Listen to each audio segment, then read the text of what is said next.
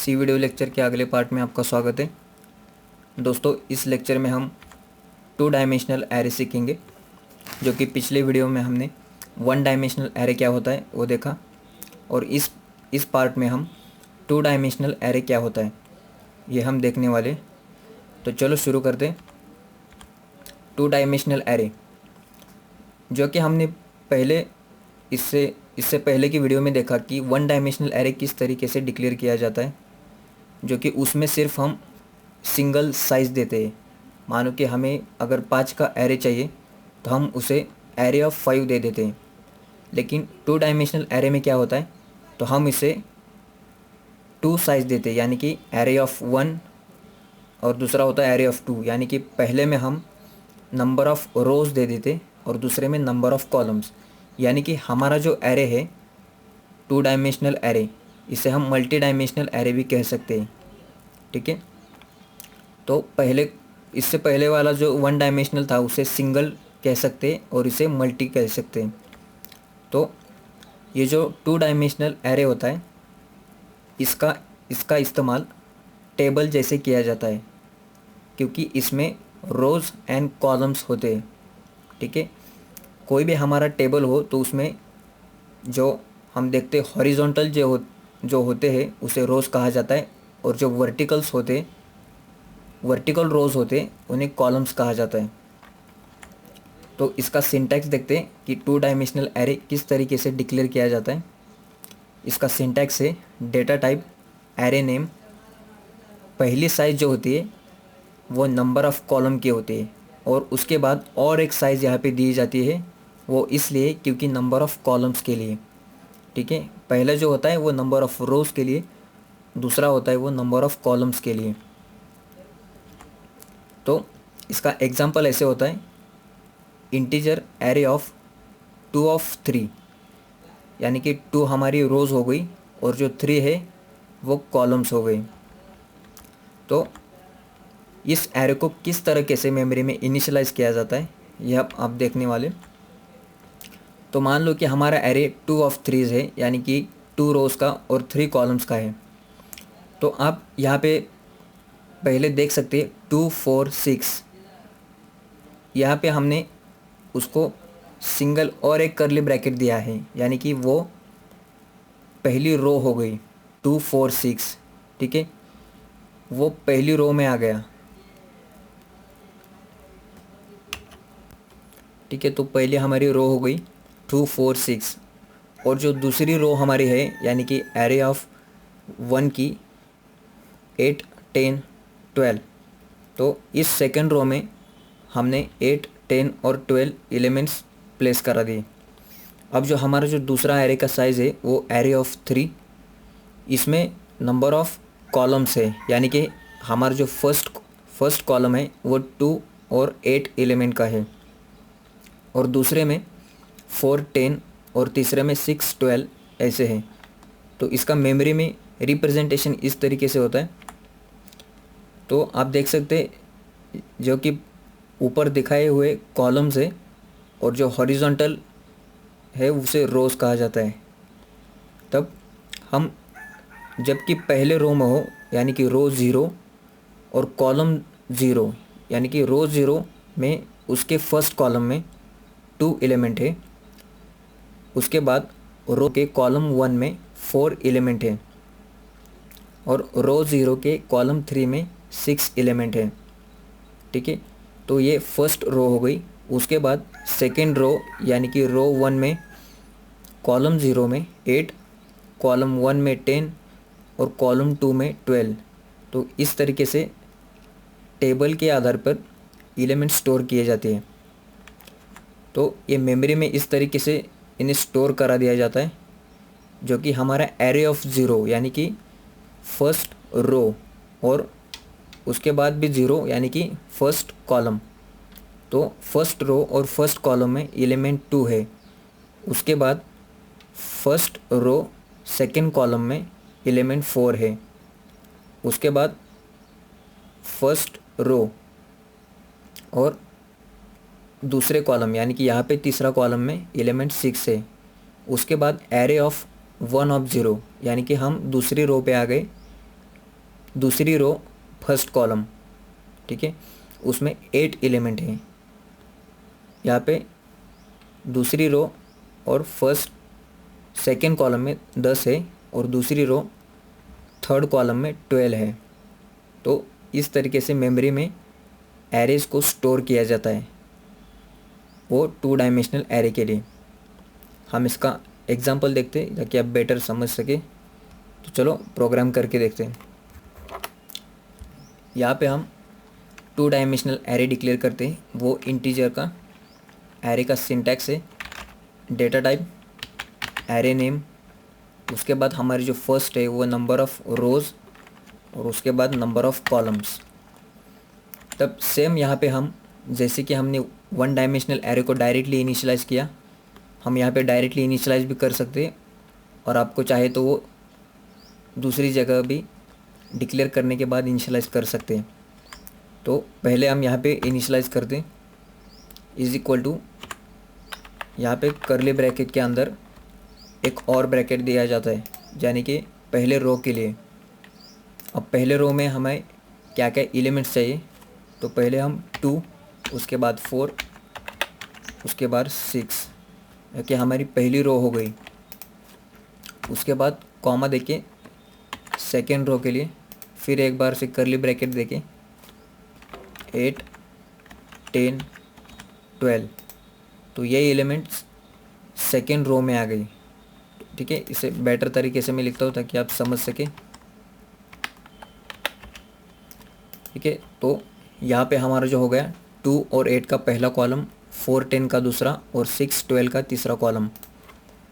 ठीक है, तो अब देखते हैं कि ये एरे हमने इनिशियलाइज़ किया तो इसे प्रिंट किस तरीके से किया जाता है। तो इसे प्रिंट कराने के लिए हमें अब 2 फॉर लूप लगेंगे, जो कि पहला जो होगा वो रोज़ के लिए होगा और दूसरा है वो कॉलम के लिए होगा। तो पहले हम रो के लिए लिखते हैं integer i is equal to 0, यानी कि हमारा जो पहला एलिमेंट होगा वो 0 का ही होगा। ठीक है, एरे में से 0 एलिमेंट पहले लिया जाएगा, इसलिए एरे हमने 0 को इनिशियलाइज़ किया। उसके बाद हमें रोज़ हमें कितने हैं, हमारी रोज़ 2 है। ठीक है, यानी कि 0, 1, इसलिए वो लेस दैन 2 है। उसके बाद हम रोज़ इंक्रीमेंट करेंगे। अब ये था रोज़ में, अगर हम फर्स्ट रो में आ गए यानी कि हमारी रो 0 होगी तो वो कॉलम की तरफ आएगा, यानी कि जैसे कि हमने देखा रो 0 में कॉलम फर्स्ट, रो 0 में कॉलम 2, रो 0 में कॉलम 3। जैसे कि हम फर्स्ट रो में आएंगे यानी कि रो 0 में, तो जो हमारे 3 कॉलम हो गए उसके एलिमेंट प्रिंट किए जाएंगे। उसके बाद 3 टाइम्स वो एग्जीक्यूट होने के बाद वो फिर से रो इंक्रीमेंट करके दूसरी रो पे आ जाएगा। ठीक है, तो इस तरीके से इसे प्रिंट किया जाता है। सेकेंड जो है उसे हम जे नाम देते, ये भी कॉलम 0 से स्टार्ट होगा और हमारी टोटल कॉलम है 3, इसलिए इसे लेस दैन 3 कहते हैं, यानी कि 0, 1, 2, 3 कॉलम्स हो गए और जे को इंक्रीमेंट करा दें। तो ये था फर्स्ट फॉर लूप रोज़ के लिए, दूसरा था कॉलम्स के लिए। ठीक है, अब इसे प्रिंट करा देते यहाँ पे प्रिंट एफ %d। ठीक है, अब आपको बेटर समझ में आने के लिए मैं यहाँ पे /t दे देता हूँ ताकि जो हमारा जो एलिमेंट प्रिंट होगा वो /t दे के आगे प्रिंट होगा। अब यहाँ पे इस तरीके से प्रिंट किया जाता है कि एरे ऑफ i, यानी कि रो हमारी 0 और j यानी कि कॉलम jth कॉलम। जैसे कि हमारा पहले एरे जो कि हमारी रो 0 होगी यानी कि हमारा फॉर लूप 0 को इनिशियलाइज होगा तो वो अंदर आएगा। उसके बाद jth कॉलम लेगा यानी कि 0th कॉलम लेगा, तो यहाँ पे i की वैल्यू कांस्टेंट ही रहेगी 3 टाइम्स। ठीक है, ये 3 टाइम्स एग्जीक्यूट होगा अंदर का लूप, लेकिन इसमें आई की जो वैल्यू है यानी कि बाहर का जो लूप है वो 0 ही रहेगा। कब तक? जब तक ये 3 टाइम्स एग्जीक्यूट नहीं हो जाता तब तक। तो ये पहले वैल्यू 0 की होगी कांस्टेंट यहाँ पे। उसके बाद फर्स्ट कॉलम यानी जे ऑफ 0 प्रिंट किया जाएगा। उसके बाद वो इंक्रीमेंट होगा, कंडीशन चेक करेगा, यहाँ पे 1 हो जाएगा, उसके बाद 2 हो जाएगा, लेकिन ये वैल्यू बदलेगी नहीं। ठीक है, यानी कि हमारी जो रो ऑफ 0 है वो बदलेगी नहीं, वो कांस्टेंट ही रहेगी। तो ये 3 टाइम्स एग्जीक्यूट होने के बाद ही बाहर की लूप में आ जाएगा। और यहाँ पे हम स्लैश एन दे देते हैं ताकि न्यू लाइन थोड़ा सा स्पेस रहे और न्यू लाइन प्रिंट करें। ठीक है, तो इसे कंपाइल एंड रन करते हैं। एग्जीक्यूट में जाके कंपाइल एंड रन। तो आप देख सकते हैं यहाँ पे हमारा जो 2 डायमेंशनल एरे है वो प्रिंट हो चुका है। ठीक है, तो ये हमारी 2 4 6 की जो है वो रो 0 है, और जो 8 10 12 है वो रो 1 है। तो यहाँ पे 2 4 6 के लिए हमने आई 0 रखा और इसे हमने 3 टाइम्स जे को 3 टाइम्स एग्जीक्यूट किया, जैसे कि हमने डायग्राम में देखा था उस तरीके से हमने इसे प्रिंट किया। तो इस तरीके से वैल्यूज़ प्रिंट किए जाते, और यहाँ पे हमने स्लैश इन दिया ताकि हम न्यू लाइन प्रिंट कर सके। अगर हम यहाँ पे स्लैश इन नहीं देंगे तो ये कंटिन्यू इसके सामने ही प्रिंट करता जाएगा। ठीक है, तो इस तरीके से 2 डायमेंशनल एरे प्रिंट किया जाता है। अगर आप चाहते हो कि एडिशन इस एरे की किस तरीके से करें, तो मान लो कि हमें इस एरे में के एलिमेंट्स की एडिशन करानी है। तो हम एडिशन के लिए अब यहाँ का 6th एलिमेंट लेते हैं। ठीक है, और इसमें से 12th एलिमेंट लेते हैं। तब यहाँ का पहला रो का 6 एलिमेंट और दूसरी रो का 12, तो 6 + 12 किस तरीके से एरे में से किया जाता है ये हम देखेंगे। तो अब एक इंटीजर वेरिएबल लेते हैं सी। तो हमें पहले ये 6 की लोकेशन जाननी ज़रूरी है कि वो कहाँ पे एरे में स्टोर है। तो एरे पहले जो है वो हम रो दे देते हैं, यानी कि मालूम है हमें ये फर्स्ट रो है इसलिए रो ऑफ 0। और कॉलम में एक कौन सा कॉलम है, तो ये 3rd कॉलम है। ठीक है, तो यहाँ पे हम 2 स्पेसिफाई करते हैं। उसके बाद प्लस देके एरे ऑफ, अब हमारी रो दूसरी है यानी कि फर्स्ट, और वहाँ पे 12 किस जगह पे है, तो वो वहाँ पे तीसरी जगह पे है यानी कि सेकेंड लोकेशन। तो यहाँ पे 6th एलिमेंट और 12th एलिमेंट हमने एडिशन के लिए रखा। तब हम इसे प्रिंट कर देते, addition is equal to %d, और सी को प्रिंट करा देते हैं। जैसे कि हमने यहाँ पे प्रिंट किया, तो इसे कंपाइल एंड रन कर दें। आप देख सकते हैं एडिशन इज इक्वल टू 18, जैसे कि 12 + 6 18 हमारी एडिशन आ गई। तो इस तरीके से आप कोई भी एलिमेंट यहाँ से ले सकते हैं।